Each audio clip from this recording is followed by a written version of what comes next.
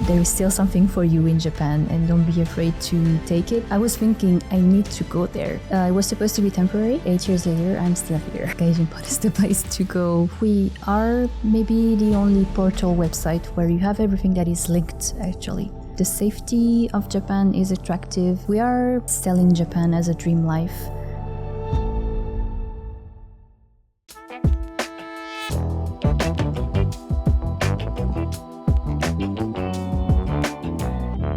Welcome to Unpacking Japan. I'm Toby, and today we welcome Sabria. Thank you very much for coming. Thank you for inviting me. You are working in marketing for GPlus Media, Yes. which is the company behind what many foreigners know as GaijinPot, or the news website Japan Today, the lifestyle website Savi Tokyo, and more services. And you also have your podcast that you started with GPlus Media, the GaijinPot cast. Yes. And today we want to talk about your experience coming to Japan, working in marketing in Japan, and much more. But as everyone who comes here, I want to ask first, what brought you here? Okay, so this is a long story. So do you want the short version or the long version? We can start with the long version and see where it takes us. Okay. So I think like many people here in Japan, I was attracted to anime and manga from a very young age. So I'm talking about 8, 9 years old. And so this grew very strong through the years.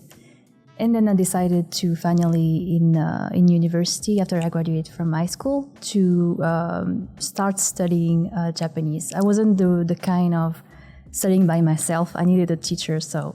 You need the structure to kind of Yes. keep you going. Yeah. So you actually studied Japanese at university. Yes. Where? Yes. It was in Strasbourg. Okay. And so it wasn't my major. I usually intended to be a programmer or something like that. So I was studying computer Science? Computer science and mathematics. And on the side, I was studying Japanese. And then 2 years passed, and then we are at the Tohoku earthquake. And I think it unlocked something in me because I dropped my 2 years of computer science. Thank you. And I decided to go to fully Japanese, so a full major in Japanese with some English on the side because I knew that I needed both to do something in life. And so that's... What was it with the Tohoku earthquake, 2011, right? What was it that made you change and decide to, okay, I'm going to all in on learning Japanese language? What was your goal? It's a little bit messed up because when I saw the pictures of the disaster on TV, I thought to I was thinking I need to go there before it's destroyed. And I don't have enough time to finish what I want to do before going, so I need to start now. And I know it might sound like kind of an excuse because I could have started Japanese on my own and I could have gone to Japan, thank you, on my own. But I think this event just unlocked something and that made me start it. And so I started my degree, and then 1 year later, 1 year after the Tohoku earthquake, I went to Japan for the first time as a tourist. And from there, I graduated from my degree, and I decided to do a 1 year working holiday in Japan. It was supposed to be temporary, and 8 years later, I'm still here. That's a common story, I feel. A lot of people say, I'll come for 1 year, 2 years max, and then go back or go somewhere else, and then... Yes, I don't know how I kept going for 8 years. I thought, okay, I'm going for 1 year. I graduated. Why not starting to look for a proper job? Because I was doing baitos and everything just to gather some experience. And so that's what I did. And it just fitted my previous experiences I had in France. And so that enabled me to keep going, I think. I want to know more about your working holiday experience, because we've talked with a lot of people that came directly on work visa, business visa, student visa, but you came on a working holiday, and I think that's an entry point for many that come here for the first time, where they want to get a taste for the country, they want to travel around, but also, be financially independent somehow. What was it like for you? Where did you go first, and how did you kind of find your first jobs? Okay, so it's going to be very boring because so I went in June 2016, and I started to look for a proper job from September. And so this is from where I started to work at GaijinPot. Oh. So I only had like 2 months of working holiday, and it wasn't even the purpose at this point. But yeah, it's a very boring.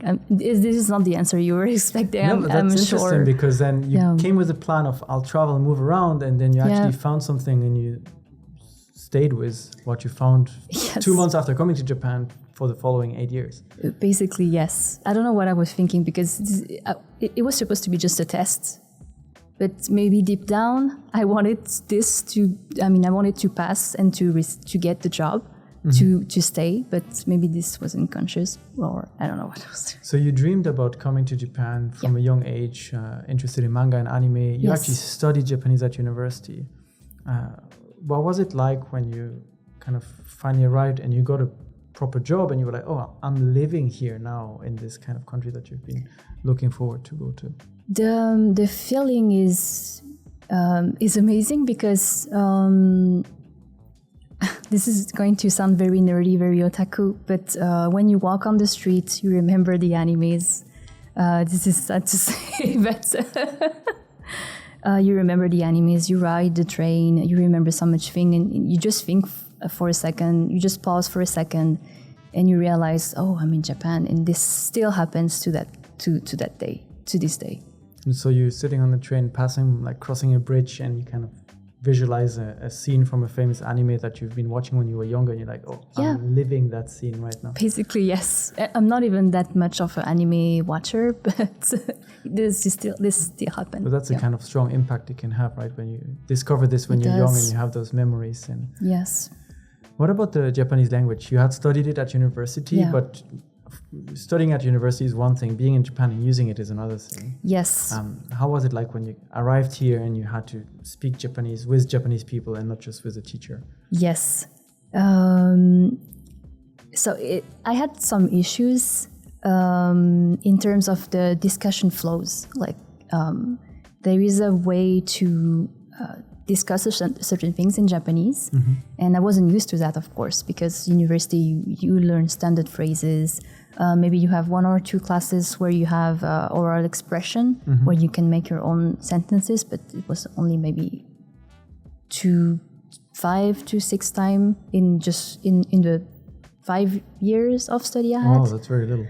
Yes, it is. And so coming here, surprisingly, it wasn't that much difficult. I wasn't talking that much in Japanese, to be honest. But the most difficult, I think, it was the level of politeness in Japanese. I remember I was trying to set up a bank account. The lady talked to me in a very, very polite Japanese, and I did not understand anything. And so his colleague came and said the exact same thing, but with a formal Japanese, not a very super polite one. And then I understood. So at the beginning, the ultra polite Japanese was very hard. Very teinego. It wasn't even desmas. It was itadaku, kudasaru, all that kind of things. So the things that make the sentence much longer and much more complicated, and when you're not used to it as a new learner, it's like, can you just use the basic form for me, please? Yes. But on their side, they're like, I'm talking to a customer, I need to use this because otherwise my boss is going to hear me speak in what they would call rude Japanese to a customer. Exactly, and that lady was very frustrated because I did not understood. But nowadays they have more and more services in English as well. Yeah. So little by little. So the language at first was difficult in certain situations, but otherwise kind of similar to what you had learned. Yes. When I first arrived in Japan, I already had a little bit more than... I had maybe 7 years of learning Japanese, but I wasn't even N3 at the time. I did pass N2, but very giddy. I don't know if your listener will understand giddy, but barely passed. I barely passed the N2, and this was 6 months after I arrived in Japan. So let's now talk about your career. So you arrived here on a working holiday visa, have a background in studying Japanese language, and you started working for GaijinPot, which is a media company, or that is run by a media company, GPlus Media. And how did you find this opportunity, and can you tell us a little bit about how you got started in marketing here in Japan? I found my job on GaijinPot Jobs. The original title was called Social Media Evangelist. Evangelist, yes. Interesting. Yes. I thought it was interesting too.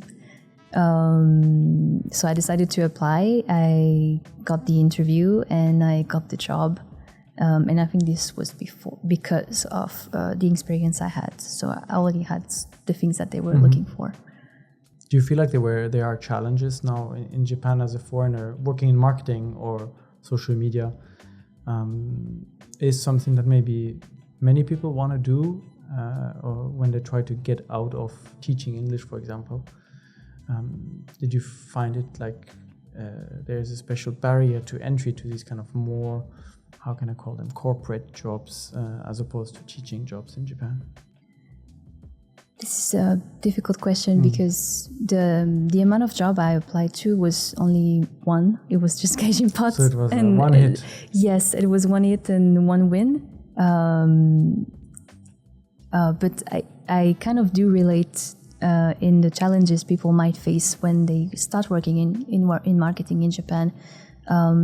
Because the first task I was asked was to market a website to an audience I deemed was marketable. And that audience was a Japanese audience, actually. And so the very difficult part for me was to understand the Japanese market from not a Japanese background. And so it involved reading, and it involved looking online what international marketing is. And so thankfully I had the Japanese level to do that, because otherwise I wouldn't be able to get the information I needed. I bought books at Book Off about marketing in Japanese for Japanese marketing students. Did you feel like during your research, did you notice that from your background and your experience you had in marketing to a Japanese audience at the time is very different? So at the beginning I thought so, but then the more I was looking into it, the more it looked similar to me. And I was just putting some extra pressure on me, thinking that it was totally different, but it's actually the same. The principles are the same. It's just understanding where the audience is, and you can do that by reading market research, just watching TV on a regular basis, because you will know what the trends are. Getting used to new social media, especially Twitter. It was very prevalent in Japan, maybe still today. Still today, yes. And I never touched Twitter, so I needed to get used to it. So in a sense, it's pretty similar, but the way to approach this audience is different. Can you be maybe a bit more specific on the approach to this audience? So the principles of how you find your audience, how you target your audience, how you kind of market to them are similar, but the way they react, the way they engage with content is different, right? Yes, it's very different. I think I felt they are more quiet than maybe a foreign audience, because we weren't receiving the feedback that we were expecting compared to an overseas audience. So not many bad comments, not many angry emails. It was just quiet, and so we had to look at the data. So really, the data was showing what was working and what was not working. In a way, if you're good with data, it's kind of easy, a little bit easy to draw the conclusion of what was happening. So you started by working on kind of your first project, marketing to Japanese marketing students, to kind of offer them services that GPlus Media has. Yes. But then you kind of grew your career within the company as well. So you started taking Yes. on more responsibilities. Can you tell us a little bit about your journey at GaijinPot? Yes. So when I first started, as I explained, I was handed over a career engine, and we started to market it to Japanese user. Then I took on GaijinPot jobs to market to an overseas audience. So Career Engine and GaijinPot Jobs, two servers from GPlus Media yes. that offer, like, they are job portals for Yes. especially foreigners looking for jobs in Yes, Japan. exactly. Career Engine was more catered to bilinguals or more high-class professionals, and GaijinPot Jobs was everything. So the only difference was that you couldn't find English teaching jobs on Career Engine. So I took on that. And then I completely took over our social media accounts the more I progressed into the position. And I was faced with many challenges. The first one is I was the only one in the team at some point. The other person I was working to went back to the United States for a few years. She only came back 2 years ago. Okay, So that's a long time. A long time. So for a very long time I was alone, and I was trying to do everything I could, trying to find tools that could help me manage everything by myself. That's a lot of work for one person. It is. So how did you approach now marketing those job portals, career platforms? What are the interests? What are foreigners looking for when they're looking for jobs in Japan? So the first thing they're looking for is their entry point to Japan. So they are mostly interested in jobs that sponsor a visa. Not all the jobs sponsor a visa. And at GaijinPot, the thing that we are very proud of doing is to give the information on how to enter Japan, whether it's through a Japanese language school, whether it's through an English teaching job or another job, any other jobs. And so in order to do that, we need to create content to educate the people on how to do that. What they're looking for the most is an entry point, right? So it's mostly people that are living outside of Japan that are looking to come to Japan, not necessarily people within Japan that are looking to change jobs, right? We do have that also. But the entry point part is that means people are willing to maybe sacrifice a career choice just to do something that will allow them to get to Japan. I think they are. I've heard of a countless number of future Japanese students who wanted a break in their career to come to Japan to study Japanese and to maybe gain some experience in Japan, as working experience-wise, before going back home. So a lot of foreign students or people in the middle of their career are willing to kind of stop everything to come to Japan. What do you think is so attractive in Japan today that makes people want to kind of stop everything and come here? Because it's not the easiest place to start a career, to find a job, to settle and make a living, right? So in the past, in the 80s, Japan had this Cool Japan campaign where they promoted a lot of their soft power. That was manga, anime, the economic boom that Japan was seeing throughout the 70s and 80s. Is it still the same today that is so attractive to foreigners? I think it's a combination of multiple things. Definitely the safety of Japan is attractive, as well as maybe multiple social welfare. Maybe not the salary much anymore, unfortunately. So now in terms of marketing, back to what you do professionally, you are then still kind of pushing for these same factors to kind of make Japan an attractive place and kind of make it easy or easier for people to come here and find their entry point. This is kind of what you're pushing. Yes, we are definitely selling Japan as a dream life, while being completely transparent about it. So we clearly say that it is not for everyone. you need to be prepared before you go. Here is some cool article about how to prepare yourself mentally to come here. We do know that Japan has this still this image of being toxic in the work environment, but I think we've been trying to share this information to everybody to our community.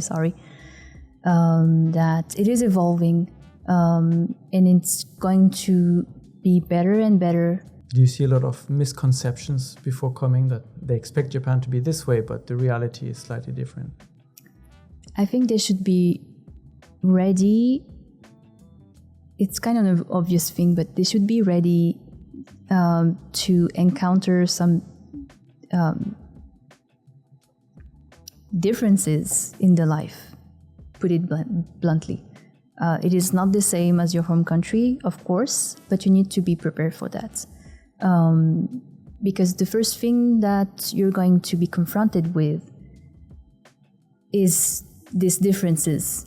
And so when this happens, if you're not prepared, you're going to take this too seriously. When people listen to this episode, what do you want them to kind of get out of this episode? What do you want them to learn from this? I want them to learn that GaijinPot is the place to go for looking for anything that's related to Japan, because we genuinely want to help people come and to have the best experience possible. So we share with them the bad and also the goods. And GaijinPot in the name is like a melting pot of gaijin. But this is really the essence. It's a gathering of people from all over the world, living together in Japan, respecting the Japanese culture, melting into it, in order to build kind of international Japan, not even international, but just multicultural, be in harmony, to live in harmony with other international people plus the Japanese locals.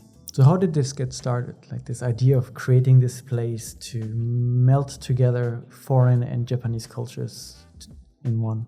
I think it grew naturally along the years. I don't know if you're familiar with the history of GaijinPot, but... Just a little bit, so you'll have to kind of run me through it. Okay, I hope I did my homework good. So it actually started with 3 people in Nagoya, and the original problem they wanted to solve was to give access to jobs to foreigners in Japan. And so they started to build this listing of jobs that they heard from word of mouth. Word of mouth, yes, that they heard from word of mouth. And so they did a list of places you could call to get a job. Originally, this was a forum, and then they grew into a website, and then it grew into a business. And so the original idea was basically to give jobs to foreigners in Japan. Then we expanded it to, the first thing we expanded into was apartments, still. Real estate. Real estate, yes. And it fit very naturally because, as you may know, foreigners here are faced with discrimination. They're discriminated against by the house owners. And so GaijinPot Apartments, and now we have Real Estate with us, Real Estate Japan with us. It really creates a nice environment for people who want to come here and prevent them to face the same discrimination that people used to face maybe 15 years ago or something. It's still happening. I still faced it, even though I'm fluent in Japanese and I'm married to a Japanese person. Still faced it. So it still exists, unfortunately. And then our it's not the last because the business is still growing, but we expanded it into Japanese language school business. And this was mainly to help students from overseas come to Japan, how to choose a school, what school is offering what courses. It's mainly a consultation service. It's totally free. That's actually how I came to Japan. Nice to hear. Yeah, six years ago, I was volunteering in a small village in the middle of nowhere in Cambodia. And I was like, oh, what am I going to do next with my life? And I wanted to learn Japanese. And so I Googled Japanese language schools, and GaijinPot inevitably came up. And I was like, okay, I'll look at what schools are available. And a few emails later, I was kind of already dealing with paperwork. So I was... Nice. I did a good job in promotion. Yeah, actually, if you think about it, you were already doing that site, doing the promotion for that site back then. I'll have to check my emails. Who knows? Maybe I was emailing with you 6 years ago. I wasn't in charge of the customer service, so it's probably somebody else. But it's quite interesting. So 3 guys in Nagoya hear about some jobs, but they're like, oh, how can we get more people to hear about those jobs? And they create an online forum, which turns into a website and turns into a business, which is now like a company with many, many, many services. Yes. And basically, as I understand from what you're saying, the premise is whatever challenge a foreigner may face before coming to Japan, while coming to Japan, or within Japan, you want to be able to offer some kind of a solution for that. Yes. Do other businesses do something like this, or are you kind of like the only one to really establish yourself as such a all services included kind of? I think from our competitors, there are some that are doing the same thing, but I think we are maybe the only portal website where you have everything that is linked, actually. In the future, we would really like to expand this into, let's say, a user have one ID, and with this same ID, they can apply for a job, rent an apartment, and study at the language school. So it's a little bit technical, but this is what a portal style is. Like a Rakuten, for example, you have one account and then you can do many things with that same account. And so this is what we hope to grow in the future. That's pretty cool. Yeah, thank you. You've been there now for 8 years, so you've seen quite some change in the company group. Yes. What were some of the biggest challenges you've seen in that growth for yourself?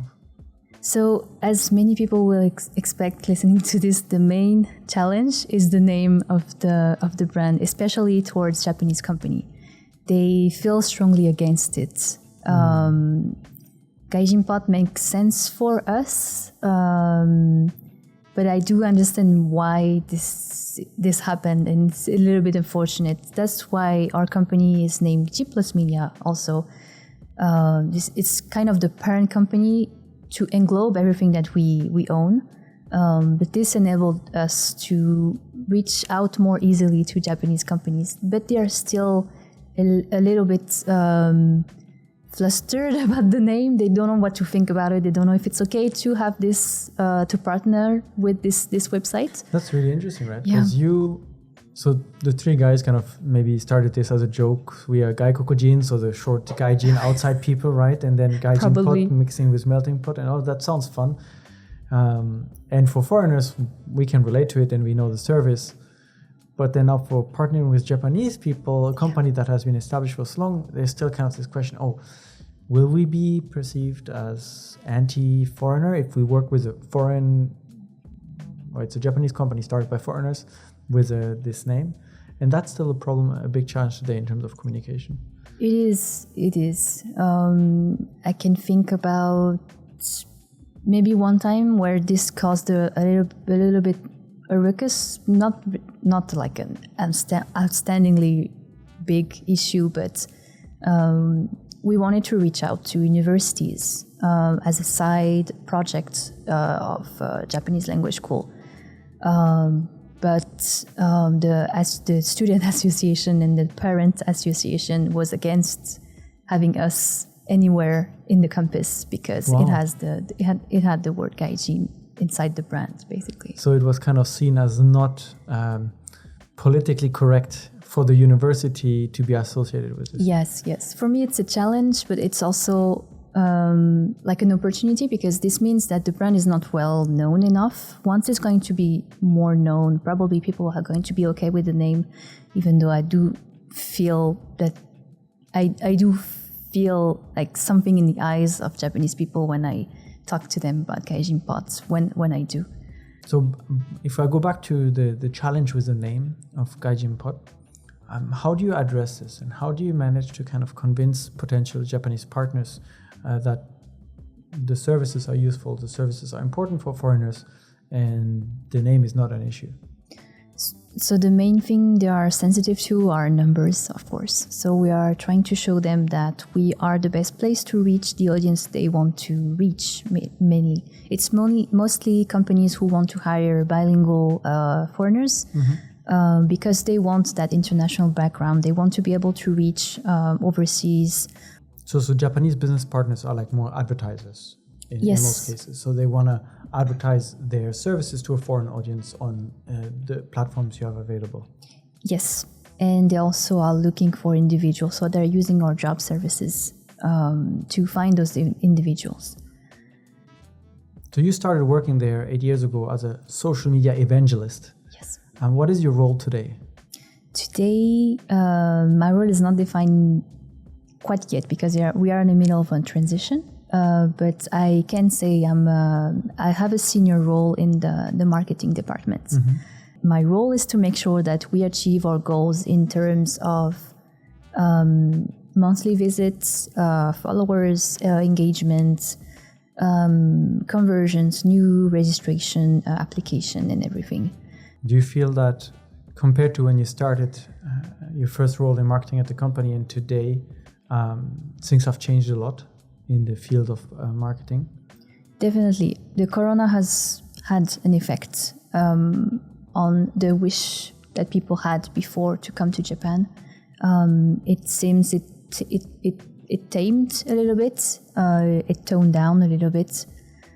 But we are still receiving more people, and actually this year was the highest even before corona. So this still shows an interest, but there is a shift in the type of people, the nationality of people who come to Japan now, who wants to come to Japan now. And the goal is not to stay here for eternity. Like it was I had this feeling before, people wanted to come to Japan and to stay. Now it's more for experience, and then they want to take that experience back to their own country in order to build something. Interesting. So I'm assuming from a marketing perspective, also the way you share the message about life in Japan and how you kind of attract them to use your services changed quite a bit. It changed quite a bit. In a sense, we have more competitors because other people come to Japan and they share about their experiences and they compete directly with us when we are saying, okay, this is the typical experience that you're going to get.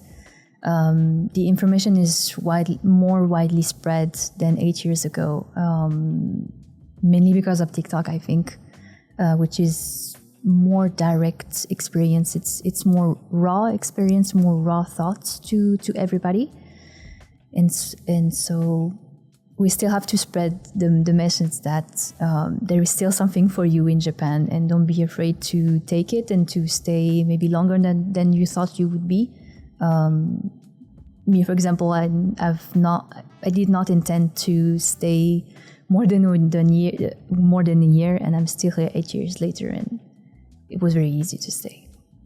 You mentioned TikTok. Do you feel that a lot of information being shared on there, not relating to travel content, but relating to life in Japan, is kind of negatively affecting this idea of coming to live in Japan?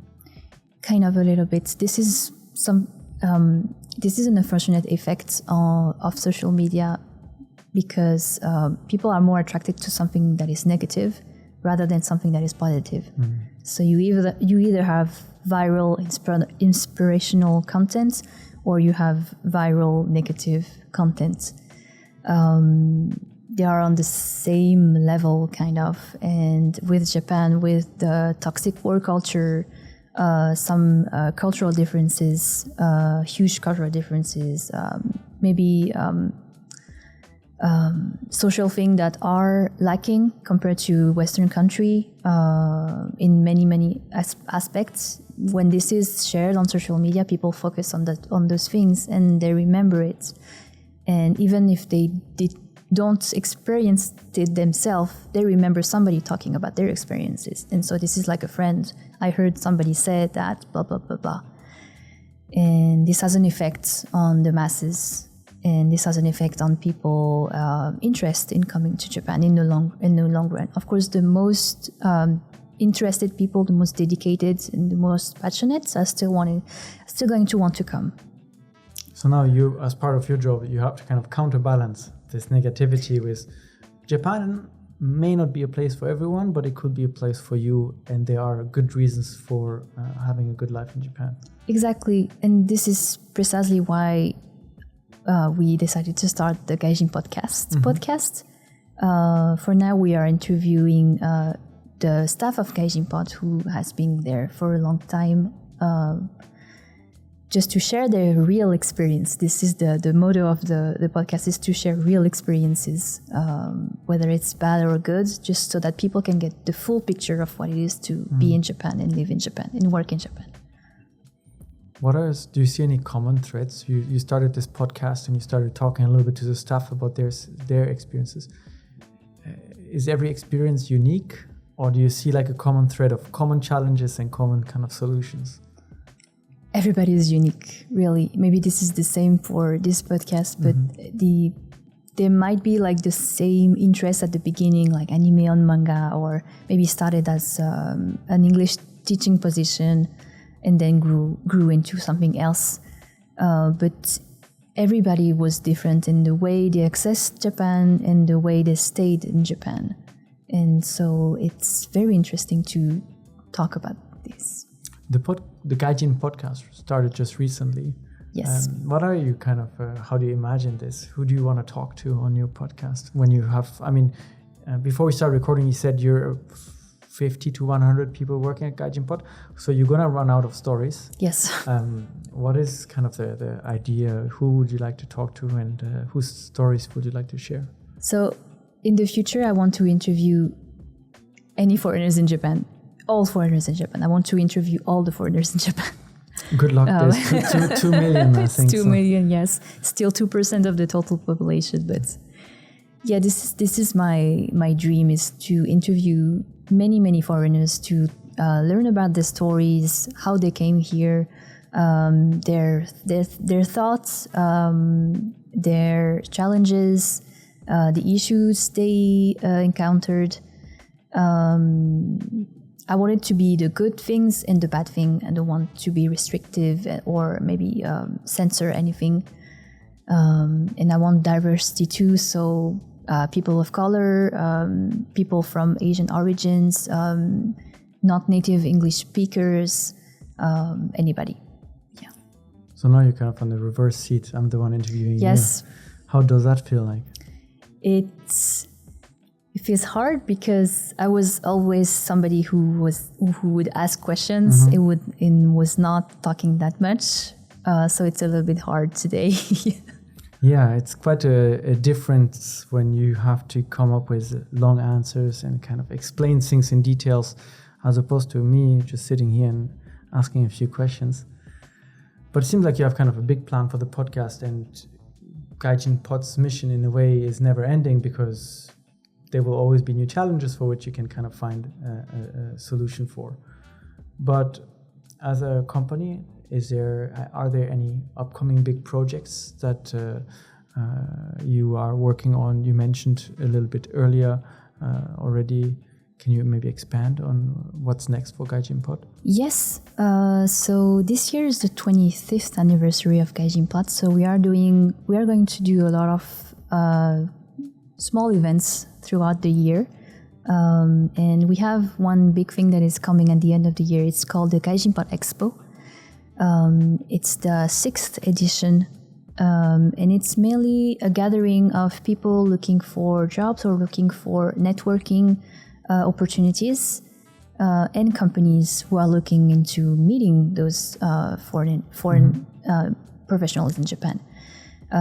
It's the 6th edition, I think I already told that, but last year we gathered around 800 people. Wow, it's pretty big.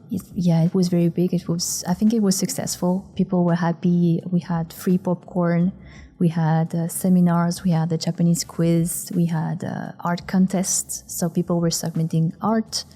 And we had entrepreneurs in Japan who had a booth and were talking to other people and explaining to them what is it to own a business in Japan and how can you get started. So it's all of that combined into a one-day event, and hopefully you can get the best out of it if you come and you participate. So that event will be in Tokyo? It will be in Tokyo, yes.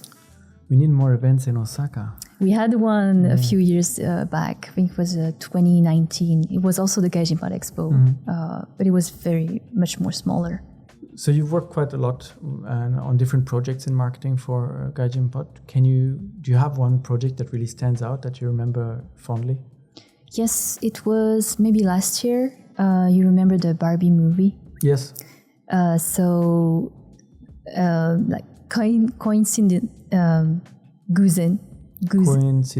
Coincidentally, our color, the color of our logo is a bright neon pink.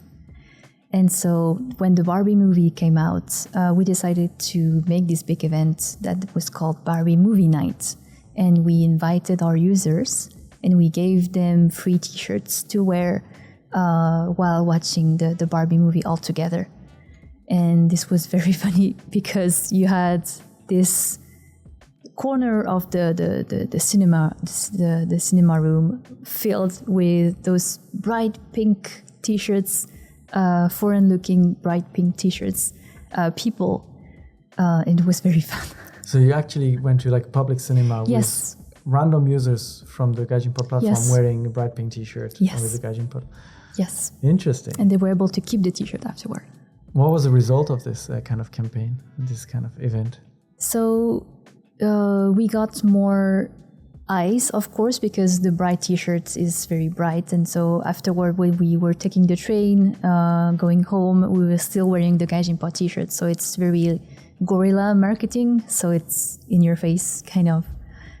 This was the main goal of this campaign. It was also to have fun, to be honest, because Barbie and the pink was like It's kind of interesting, right? Because you're a very digital company, and nowadays we see a lot of digital companies sticking to digital when it comes to marketing, but you actually got to do something that was in-person event, which, like you said, attracts attention, but is somewhat different of an approach to marketing. Yes. Do you do this regularly, or was this like a one-time only special for the release of the Barbie movie? We actually do this regularly because it's a way for us to give back to the community.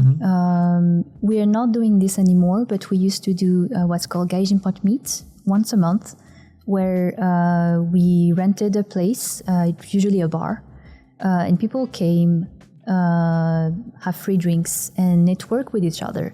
And it's really strengthened the community together.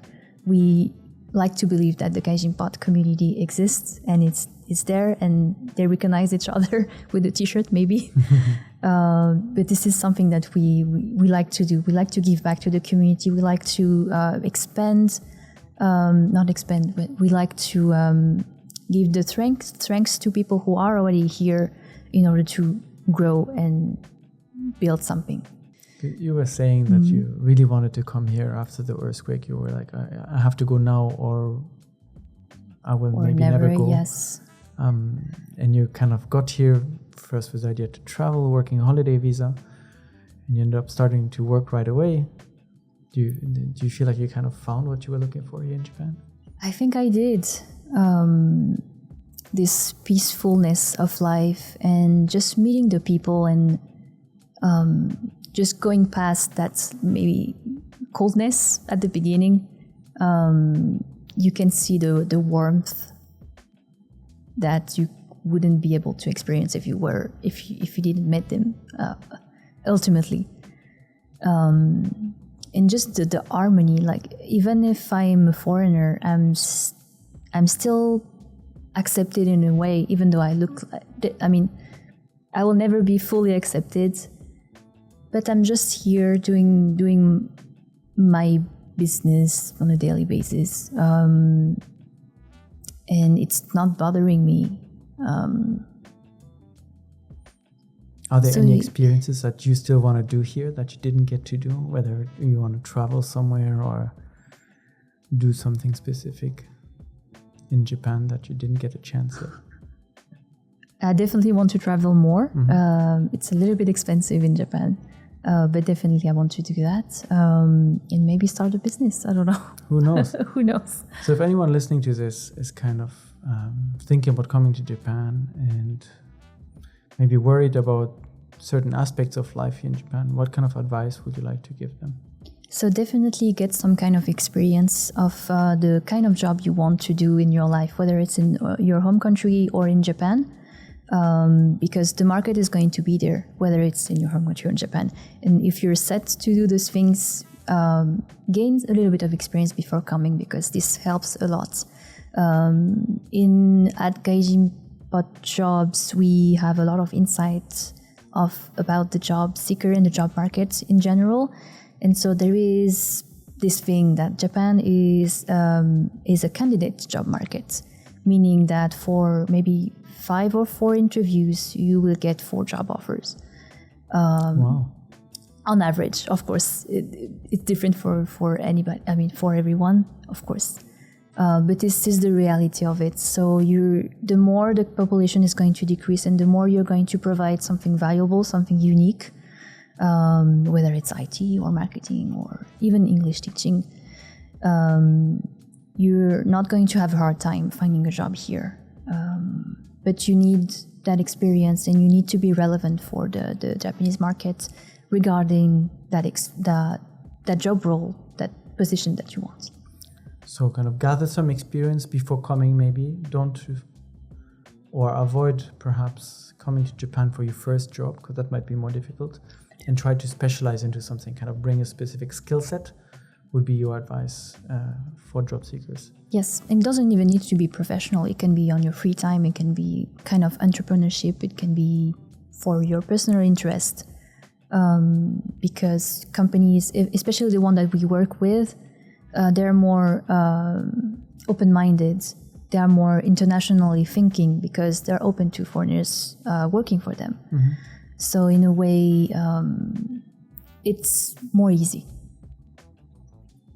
Is there anything else that we maybe haven't talked about relating to GaijinPot, relating to GPlus Media, relating to your experience that you would like to share with our audience? Yes, it's a funny story.